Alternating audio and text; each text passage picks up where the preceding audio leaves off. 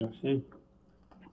Elhamdülillahi Rabbil alemin. Ve salatu ve selamu ala seyyidina ve nebiyyina Ebil Qasimil Mustafa Muhammed ve alihi tayyibine tahirin ve ashabihil muntecebin.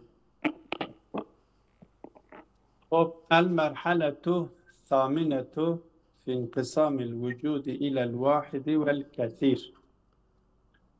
Biz 8. merhaleye geldik. Ve bu 8. merhale genel anlamda vücut ve kesretle ilgilidir. Ve burada kendisi vücudu kısımlandırıyor. Vücut ya vahittir ya kesirdir şeklinde bunu kısımlandırıyor. Kısımlandırdıktan sonra her birisinin kendisine ait olan konuları hem vahid bağlamında ve hem kesir bağlamında söz konusu olan konuları işliyor. Ve bu merhalede 10 faslın söz konusu olduğunu söylüyor. Bunda 10 fasıldan birincisi de el faslul evvelu fi ma'nel vahidi vel ketir.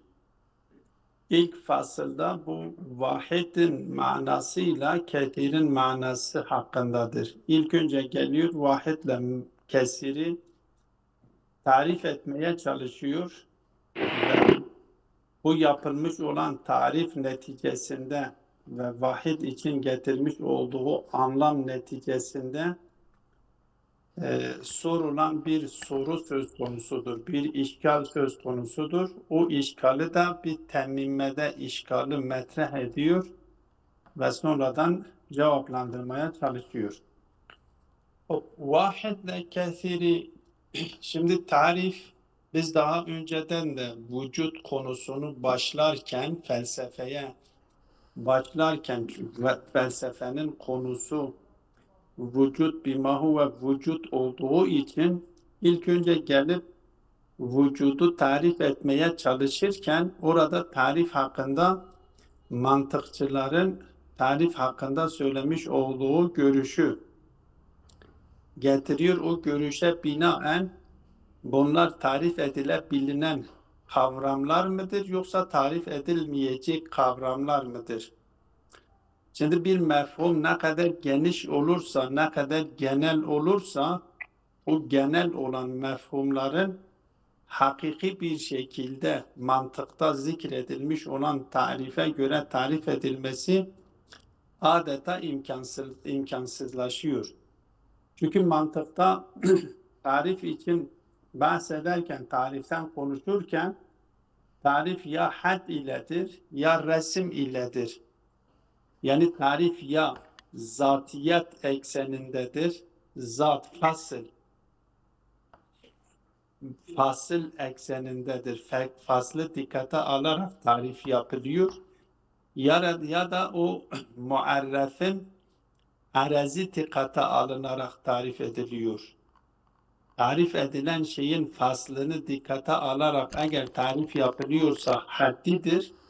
Ama o muarrefin tarif edilmek istenilen şey eğer onun arazi olan bir araziyatları üzerinden, arazileri üzerinden tarif yapılıyorsa ona resim deniliyor. Farz edelim biz insanı tarif ediyorsak eğer insan burada muarreftir. İnsanı tarif etmek istiyorsak insan muarreftir. Bu insanı tarif ederken ya arazileriyle tarif ediyoruz. Mesela insan müteaccibun,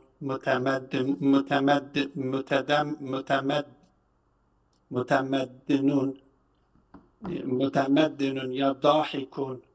Bunlar arazlerdir. Bu araz üzerinden eğer tarif ediliyorsa biz buna resm diyoruz. Ya eğer fasıl üzerindeki insan hayvanun natikun, natık hayvan insan için bir fasıldır. Fasıl üzerinden tarif ediliyorsa ona had deniliyor. Bu tarifi haddi adeta zordur. Yani varlıklı tarif etmek istediğimiz o muarrefleri fasıl üzerinden ya hudud tarif haddi şeklinde tarif etmek kolay bir şey değildir. Ama her halükarda mantıkta bu iki şekildeki tariften bahsedilmiştir. Ya haddidir ya tarif resmidir. Hatta iki kısımdır. Ya haddi tamdır ya haddi nakıstır. Eğer cinsi garip ve fasl ile tarif ediliyor ise ya cinsi ba'id ve fasl ile tarif ediliyorsa bu tarife tam deniliyor. Ama eğer sadece fasl ile tarif ediliyor, cins zikredilmiyorsa fasl haddi nakıs deniliyor. Ya haddi tamdır ya haddi nakıstır.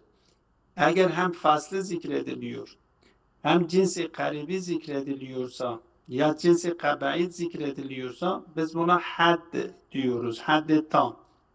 Ya eğer sadece fasılla tarif ediliyorsa biz buna ne diyoruz? Hatta bazıları da cinsi ba'id de zikredilirse haddi nakıs deniliyor. Hala o ihtilafa girmiyoruz. Ama eğer tarif, mesela diyelim insanı tarif ederken biz diyoruz insan nedir? Hayvanun natikun. Hayvan cinsi gariptir, natikun da fasıldır. Dolayısıyla bu haddi tam olmuş oluyor. Ama yoksa eğer biz desek ki insan nedir? Natikun. Sadece natık faslını getiriyoruz. Bu da haddi nakıs olmuş oluyor. Eğer biz insanı cins ile ve araz ile tarif ediyorsak, mesela cismun ve ya hayvanun dahikun diyoruz. Arazla tarif ediyoruz. Ya cismun dahikun, muteaccibun diyoruz. Arazlarıyla tarif ediyorsak biz buna ne diyoruz? Resm diyoruz.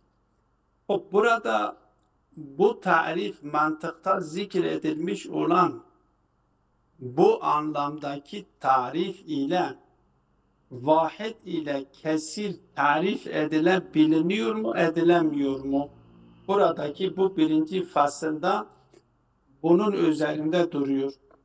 Diyor ki vahid ile kesir genel mefhumlardan oldukları için, mefahimi amme olduklarından dolayı bunların tarif edilmesi, söylediğimiz anlamda tarif edilmesi imkansızdır.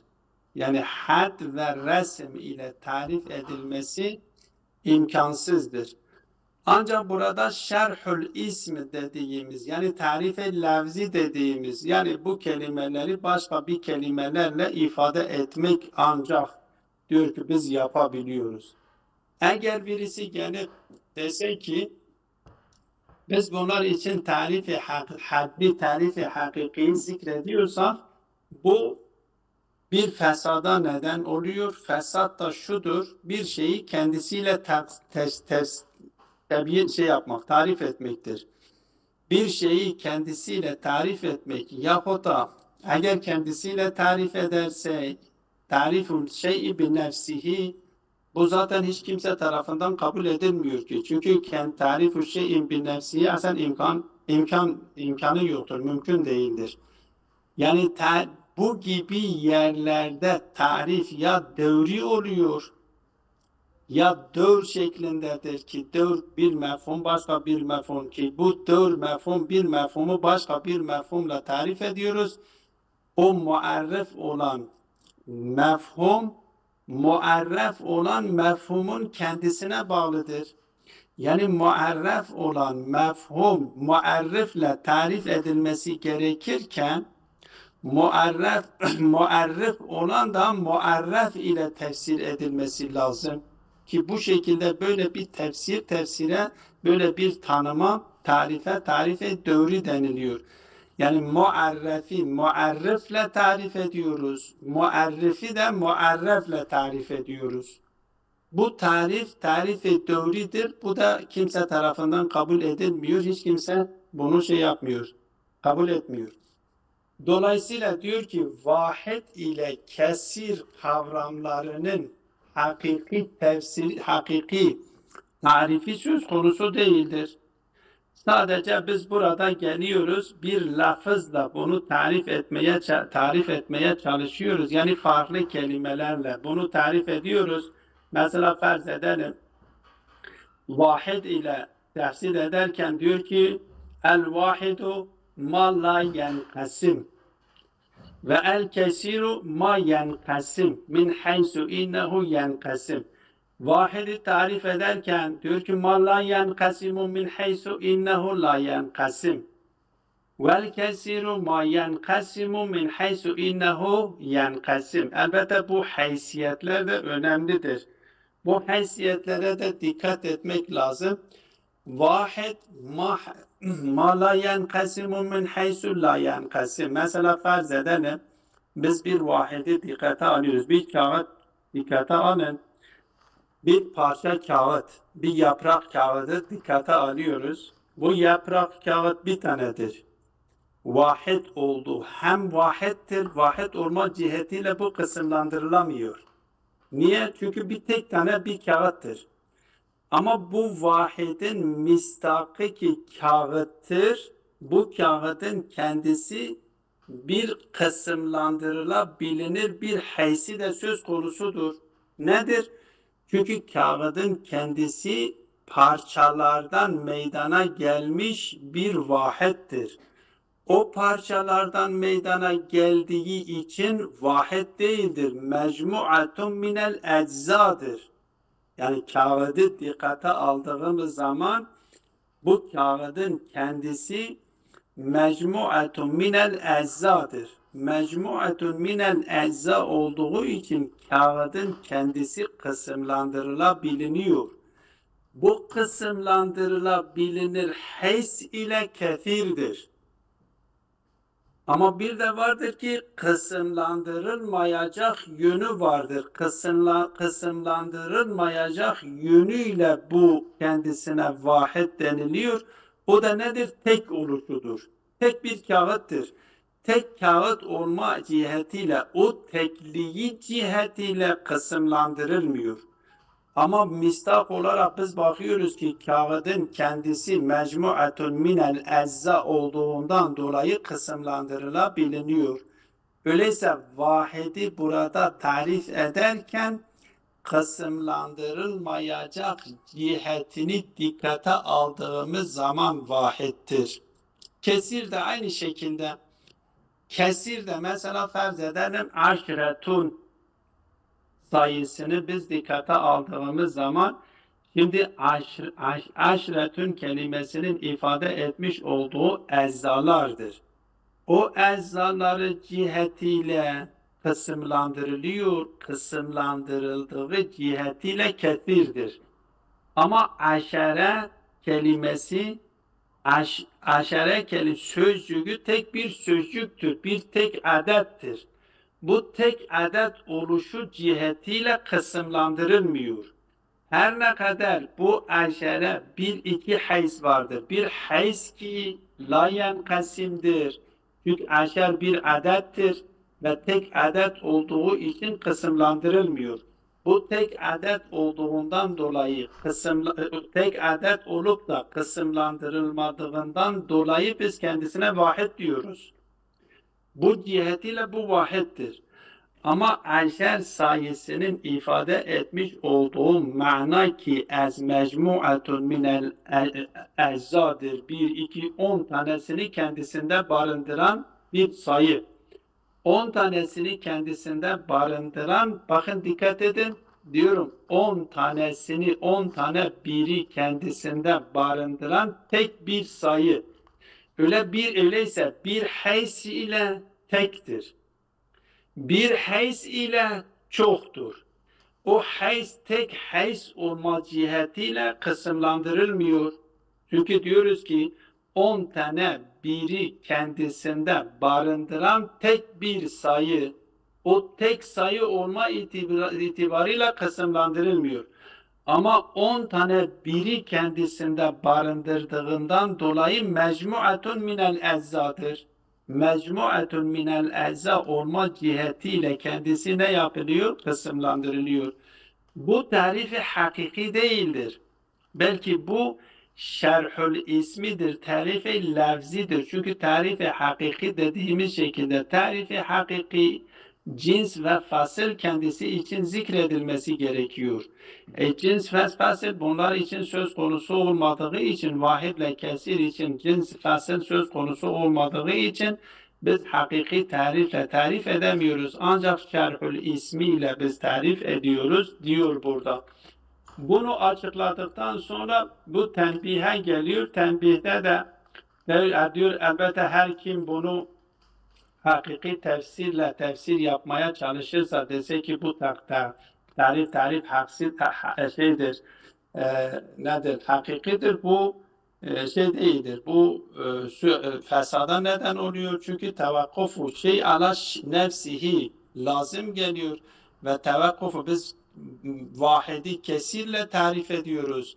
Kesiri de vahidle bir anlamda tarif etmiş oluyoruz. Bu da tarifu şey ala nefsihi lazım gelir ki dolayısıyla fesattır. Fesada neden oluyor. Bu sadece bir tarife şeydir. Tarife şerhül ismi ya tarife lafzidir diyoruz. Kendisi bunu açıklıyor.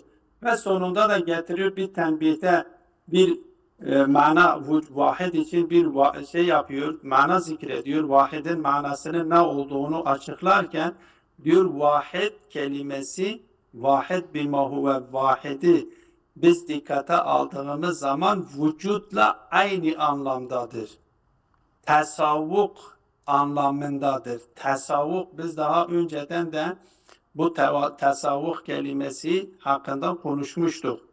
Yani burada vahidle vücut arasındaki benzerlik diyor tasavvuk niteliğinde. Hatta tasavvinin ötesinde tasavvuktur. Ve tasavvukla tesavi arasındaki farkı da daha önce belirtmiştik.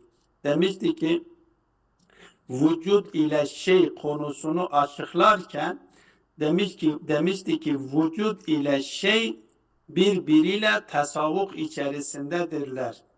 Tasavvukla tesavi arasındaki farkı da şu şekilde açıklamıştık. Şimdi tesavi iki tane mefhumu dikkate aldığımız zaman bu iki mefhum ya tebayün içerisindedir ya umumi hususi min vecdir ya umumi hususi mutlaktır ya da tesavidir. O tesavi dediğimiz zaman manası şudur. Bir mefhumun altında bulunan mistakların tamamının diğer mefhum altında da olmasıdır. Mesela farz edelim, ben insan kelimesini, sözcüğünü kullanıyorum, insan mefhumunu dikkate alıyoruz, tasavvur ediyoruz. Dışarıda insan olan bireylerin hepsi bu insan kelimesinin altındadır. Aynı şekilde beşer sözcüğünü de tasavvur ettiğimiz zaman bu beşerin kapsamış olduğu bireylerle insanın kapsamış olduğu bireyler sayısal olarak birbirinden farklı değildir. Yani insan kelimesinin kapsamış olduğu bireyler neyse, kaç tane ise neyse, beşer sözcüğünün de kapsamış olduğu bireyler de sayısal olarak aynıdır. İnsan mefhumunun kapsamış olduğu bireylerle beşer mefhumunun kapsamış olduğu bireyler eşittir mistak olarak. Ama beşerle insan arasında tasavvuk yoktur. Tesavi vardır, tasavvuk yoktur. Niye? Çünkü insan o bireyleri farklı bir boyutla hayvan ve natıkiyet, özellikle insanın o manevi boyutuyla insanlara şamil geliyor. O natıkiyet boyutuyla ve o irade hayvan sözcüğünün ifade etmiş olduğu boyut, natık sözcüğünün ifade etmiş olduğu mana cihetiyle o bireylerin hepsini kapsıyor. Ki bu insanın o insanlık yönüdür. Hayvandan, diğer varlıklardan ayırt edecek yöndür. Ki diyoruz ona, diyoruz ki o manevi yön, o insanın insanlık boyutudur. Ama beşer de aynen insan kelimesinin kapsamış olduğu bireylerin tamamını kapsadığı halde ama beşer kelimesi onlara farklı bir cihet ile, insanın zahiri boyutuyla, yani cilt, insanın beşer dediğimiz bu dış görünüşü, görünen yönüyle ona şamil geliyor. Öyleyse insan kelimesiyle beşer kelimesi her ne kadar mistaksal olarak eşittir, tesavidir aralarında, insan sözcüğünün kapsamında bulunan bireylerin tamamı beşer sözcüğünün kapsamında da bulunuyor. Tiyadat olarak, sayı olarak aynıdır. Ama insan denilen kavram farklı bir yönle onları kapsıyor. Onların o manevi yönüyle, insanın görünmeyen yönüyle onları kapsıyor ki hayvaniyet ve natıkiyettir. Ama beşer kelimesi ise insanın zahiri yönüyle insanı kapsıyor. Dolayısıyla cihetleri farklıdır. Mistaklar bağlamında bunlar eşit olmalarına rağmen ama onları kapsama cihetleri birbirinden farklıdır. Dolayısıyla insanla beşer birbiriyle tesavvuk içerisindedir diyemiyoruz. Hangi kelimelere tesavvuk diyoruz? Tesavvünün ötesinde tesavvuk da diyoruz. Yani cihetleri de bir olduğu zaman, yani hangi cihetle o bireyleri kapsıyorsa, aynı cihetle her iki mefhum, aynı cihetle o kapsamında bulunan bireyleri kapsıyorlarsa biz ona tesavvuk diyoruz. Diyorlar ki vücut ile şey ve vücut ile vahid aynı zamanda yani müstesavi olmakla beraber vücudun kapsamış olduğu bireylerin tamamını vahid kelimesi de kapsıyor. Öyleyse tesavidir. Ve vahid vücudun o bireyleri kapsama cihetiyle vahidin o bireyleri kapsama ciheti de bir, haysi de bir olduğu için tesavvünün ötesinde tesavvuk da var olduğunu Allame Tabatabai burada bunu açıklıyor. Elbette bunu açıkladıktan sonra bir işkal söz konusu oluyor. Çünkü burada bu açıklamaya göre vahid ile kesir birbiriyle tezatlaşmış oluyor. O zaman vahid ve kesir birbiriyle tezatlaştığı zaman vücut, vahid ve kesir, bu kesir ve vahidin vücudun kısımları olma noktasında birbiriyle tezatlaşmış oluyor. Bir soru söz konusu olduğunu söylüyor o tenbihte ve sonradan onu cevaplandırıyor. Biz şimdi şeyi okuyalım, ondan sonra tenbihte açıklayacağı o tasavvufu açıkladıktan sonra yapılan o işgali de eğer yetişirsek okuruz, yetişmezsek onu yarına bırakırız. Biz şimdi tenbihe kadar okuyalım, bakalım ne diyor. Diyor ki fi ma'nel vahidi vel kesir el hak enne mefhumeyil vahidi vel kesreti vahdeti vel kesreti minel mefahimil ammeti. Bunlar genel mefhumlardandır. Genel mefhum olduğu zaman, mefahum-i amme olduğu zaman tarif etmeleri de tabii olarak zorlaşıyor. Diyor ki minel mefahimil ammeti elleti tentakişu fin nefsi intikaşen evveliyen. Bunlar bedihidir. Yani vahdet denildiği zaman ya kesret denildiği zaman o sami'in zihninde bunlar nakış bağlıyorlar. Yani bir mana zihinlerinde şekilleniyor. Sami' vahdet kelimesini veya kesret kelimesini duyar duymaz zihninde bir tasavvur şekilleniyor. Ve bu tasavvuru evvelidir. Yani bedihidir.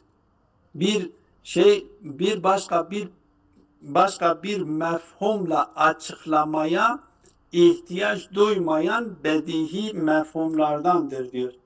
Ke mefhumil vücudi ve mefhumil imkani ve nazairihima. Mefhum-i vücutla mefhum-i imkan gibi ve bunlara benzer birincil derecede dikkat edin. Bir tarif tasavvurda tasavvurlar hakkındaki tarif söz konusudur. Bir de tasdik hakkındaki tarif söz konusudur. Bizim buradaki tarif konumuz tasavvurdur. Yani mefhumdur. Diyor ki bu mefhumlar vücut mefhumu gibi, imkan mefhumu gibi ve buna benzer o genel mefhumlardan olduklarından dolayı, yani onlardan daha genel bir, onlara cins olabilecek bir mefhum söz konusu değildir ki o mefhumlarla onu açıklayabilelim.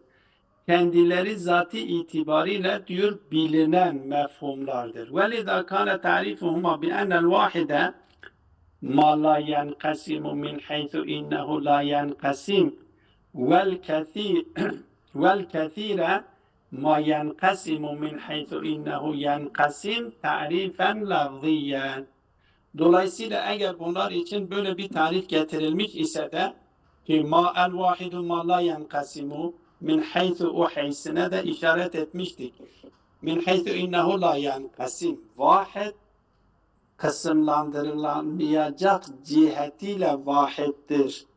Ki o kağıt üzerinden ben örnek verdim. Tek bir kağıttır. Tek olma ciheti nedir? Onun tek oluşudur. O tek olma cihetiyle o kısımlandırılmıyor. Gelip söylemesinler ki tamam tek kağıttır ama ben onu parçalıyorum. Parçaladığım zaman kısımlandırılmayı kabul ediyor. O onun kesret yönüdür. Kesret haysidir. Kesret haysiyle vahdet haysini karıştırmamak lazım. Diyor ki min haythu innehu la yenkasim. Kısımlandırılmayacak haysine biz vahid diyoruz. Bu şekilde tarif etmişler. Vel kethiru ma yenkasimu min haythu innehu yenkasim. Kısımlandırılabilir cihetiyle kethir. O cihetine kesir diyoruz. Yani o cihet ki kısımlandırılabiliniyor. O kısımlandırılabilir cihetine biz kesir diyoruz. Yoksa her kesirde bir vahdet ve her vahdette bir kesret tasavvur edilebiliriz. Bir tasavvur edebiliriz. Bir şeyi bir cihetle vahittir, bir cihetle bir haysle kesirdir diyebiliriz. Ama burada o vahdeti hangisidir? O cihet ki kısımlandırılmıyor. O cihete kısımlandırılmayacak hayse biz ne diyoruz? Vahdet diyoruz. Kısımlandırılabilecek hayse de cihete de biz ne diyoruz? Kesir diyoruz. Diyor bu tarif yapılmıştır. Her ne kadar bu tarif yapılmış ise de bu tarifi lafzidir, şerhül ismidir. Bu tarifi hakiki değildir. Çünkü tarifi hakiki için ya haddi tam olacak, ya haddi olacak, ya resmi olacak. Bu onların hiçbirisinden bir tarif değildir. Dolayısıyla bu tarif eğer yapılmış ise de tarifi lafzidir. وَلَوْ كَانَ تَعْرِفَيْنِ حَقِيقِيَّيْنِ لَمْ يَخْلُ مِنْ فَسَادِ. Eğer bu tarifleri kendileri için hakiki tarif olarak kabul edersek, diyor ki bu tarif fesadı barındıracak bir tariftir. Niye fesadı barındırıyor? Çünkü bu tarifi şey bir nefsihine dönüşüyor. Bir şeyi kendi nefsiyle tarif etmek anlamındadır. Biz vahidi la yenkasimle kesiri de yenkasimle tarif etmiş olduk. O zaman vahidi kesirle kesiri vahidle tarif etmiş oluyoruz. Bu tarifi devridir. Tarifi bir nefsi oluyor diyor. Eğer biz bu tarifi zikredilmiş olan bu tarif fesadı barındırır. Niye? لِتَوَقُّفِ تَسَوُّرِ مَفْهُمِ الْوَاحِدِ عَلَى تَسَوُّرِ مَفْهُمِ مَا يَنْقَسِمُ. Şimdi biz vahidi tarif ederken ne diyoruz? Diyor ki مَا لَا يَنْقَسِمُ. Mayenkasim, o zaman tasavvur-i mefhum mayenkasim bizim için ne olması gerekiyor? O kesir. Mayenkasim o tarifi kesirdi. O mayenkasim, o zaman mayenkasim tarifi bilinmesi gerekir. Mefhum-i vahid yetevakkaf li tevakkufi tasavvur-i mefhum-il vahid ala tasavvur-i mefhum mayenkasim. Ve huve mefhumul kesir. O mayenkasim neyin tarifiydi? Çünkü mayenkasim yani el-kesir. وتوقف تصور مفهوم الكثير ve mefhum-i kesiri de mutavakkıftır neye? Ala tasavvur mefhum el-mankus munkasim illezi huve aynuhu. Şeyin kesirin tarifi neyledir? Tevakkufu tasavvur mefhum-il kesir ala tasavvur mefhum el-munkasim. O munkasim ne? Ellezi huve aynuhu. El-munkasem.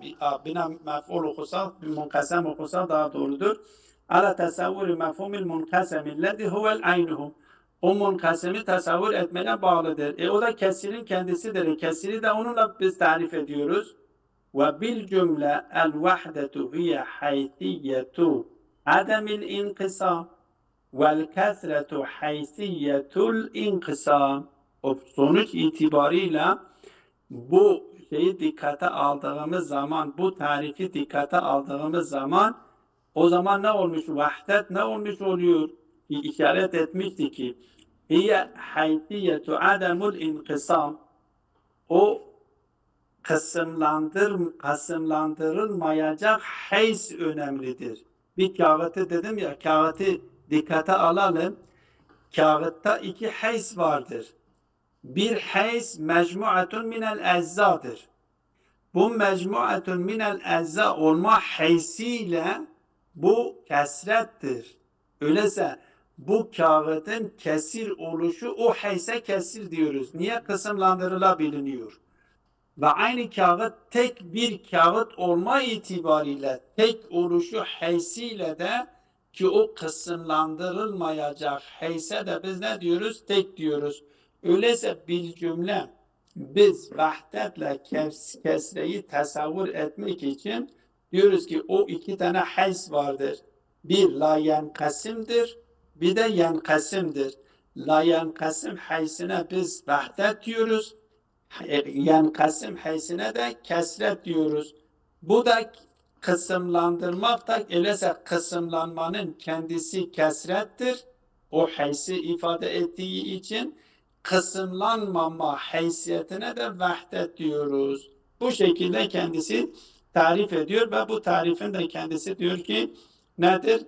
Tarife lafzidir, tarife hakiki değildir. Bu onu tarif ettikten sonra bu tenbihte geliyor vahdetin vücutla musavvık olduğunu açıklıyor. Diyor el vahdetu tusavvikul vücuden mistaken. Elbette mistak olarak. Bu mistak olarak da söyledim. İki tane mefhumu dikkate alıyoruz. Bir tesavidir diyoruz.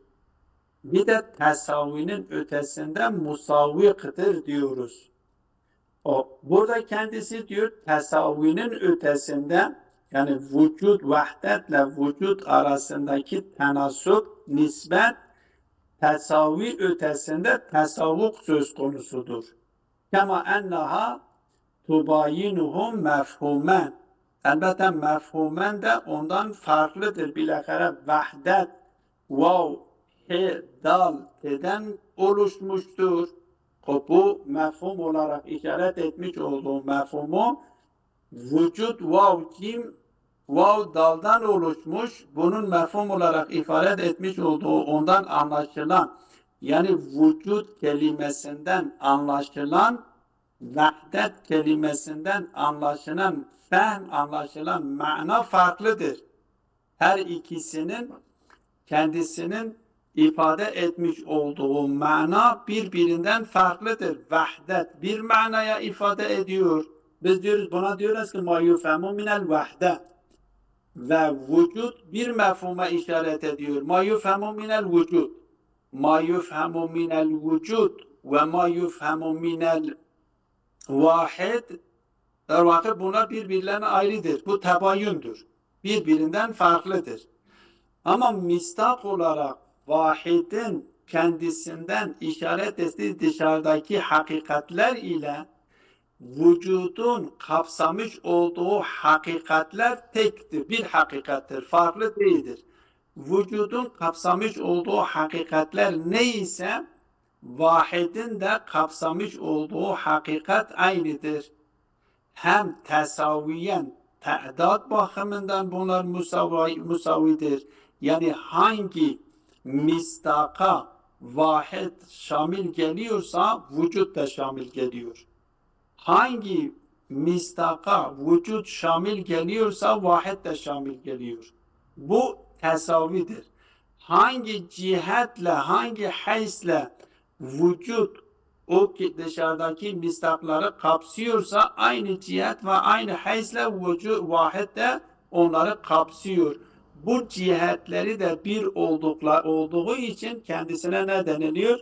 Diyor aralarında tesavvuk vardır. Onun için diyor el-vahdetu tusavikul vücuden mistakan kema enneha tubayinuhum mefhumen. Elbette mefhumen onunla tebayün içerisindedir. Ama mistakan tesavvuktur. Aralarında tesavvuk vardır. Dolayısıyla netice alıyor. فَكُلُّ مَوْجُودٍ فَهُوَ مِنْ حَيْثُ اِنَّهُ مَوْجُودٌ وَاحِدٌ. Her mevcudu dikkate alırsak zaten dışarıdaki varlıklar mistak olarak biz yaptığımız zaman her ne kadar mefahim-i külli biz söylediğimiz zaman kullidir, mesadik-i kesire onların altında, kapsamlarında söz konusudur. Ama dışarıdaki her mevcudun vücudu kendisini ilgilendiriyor. Dolayısıyla فَكُلُّ مَوْجُودٍ فَهُوَ مِنْ حَيْثُ اِنَّهُ مَوْجُودٌ وَاحِدٌ. Tektir. كَمَا أَنَّ كُلَّ وَاحِدٍ فَهُوَ مِنْ حَيْثُ اِنَّهُ وَاحِدٌ مَوْجُودٌ. O vahid olma cihetiyle mevcuttur. Mevcut olma cihetiyle de vahiddir. Dolayısıyla bunun arasında, ikisinin arasında tasavvuf vardır. Burada o işgale gidiyor. Şimdi biz bir taraftan işgalin özeti şudur. Biz bir taraftan vahid ile kethiri vücudu biz kısımlandırıyoruz. Diyoruz ki el vücudu imma vahidun el vücudu imma kethirun. Öyleyse vücut burada maksemdir. Vahid ile kethir onun kısımları olmuş oldu. Şimdi burada her maksam kendi şeyinde söz konusundadır. Maksam kendi aksamlarındadır. Maksam kendi aksamlarında olduğu cihetiyle biz bunu dikkate aldığımız zaman vücut hem kesirde vardır hem vahidde vardır. Diğer taraftan da bakıyoruz ki vahid ile kesir birbirinin kasimidir. Birbiriyle kasim oldukları için bunların arasında bir tebayün de olması gerekiyor. Biz bir taraftan her mevcut vücuttur diyoruz. O zaman bu kaziyeye külliye olmuş oluyor. Yani hiçbir vücut mevcut yoktur ki vahid olmamış olsun. Vahid diğer taraftan da kesirin kasimidir. O zaman kesirde olan bazıları vahid değildir. Kesir olanlar vahid değildir. Kesir olan vahid değilse ki onun kasimidir. O zaman kesir olanlar yani ba'zul mevcud leyse bi vahidin. Vahid değildir. Leyse bi vahidin dediğimiz zaman vahid de vücut musavvik olduğuna göre leyse bi vücudin de olmuş oluyor. O zaman bu işgali ne yapacaksınız? Böyle bir işgal, bu tasavvuf üzerinden şöyle bir işgalin meydana geleceğini bildiriyor. Burada bu işgali açıklıyor. Fe in kulte inqisamul mevcudil mutlaki ilel vahidi vel kethiri yucibu kevnel kethiri mevcuden kel vahid. Biz buradan mutlak mevcudu kısımlandırıyoruz. ve maksam burada mutlak mevcuttur. Kısım hangisidir? Aksam hangisidir? Vahidle kesirdir. O zaman yucibu bu kısımlandırma yucibu kevnel kâthiri mevcuden kel vahidi. O zaman o kesir de vahid gibi mevcut olması gerekir. Çünkü mevcut maksemdir. O kesirde olması gerekir. لِأَنَّهُ مِنْ اِنْقِسَامِ الْمَوْجُودِ. Çünkü kesir mevcudun kısımlarındandır. Maksem kendi kısımlarının tamamında mevcuttur. Ve yucibu eyden kevnel kesir gayrel vahidi mubayinen lehu. Diğer taraftan da kesir vahidin kasimi olduğu için o zaman vahid olmaması gerekiyor. Vahidle tabayun içerisinde olması gerekiyor. لِأَنَّهُمَا kasimani. Çünkü bu ikisi kasimdir. Kasimler arasında bir tabayun söz konusudur. Onlar arasında bir düşmanlık söz konusudur. Vel kasimani mutebayinani bid darure. O zaman kasim olanlar da birbiriyle tabayun içerisindedir. Netice ne olmuş oluyor? Netice şöyle olmuş. Feba'dul mevcudi ve huve el kethir min haythu huve kethir leyse bi vahidi. Öyleyse bazı mevcutlar vahid değildir. Ve huve yunakidu el kavle bi enne kulle mevcudin fehuve vahidun. Sen kaziyeyi kulli şeklinde dedin ki her mevcut vahiddir. Her mevcut. Kesir de mevcudun kısmı olduğu için, kısımlarından olduğu için, maksem kendi kısımlarında bulunduğu için öyleyse kesir de mevcuttur.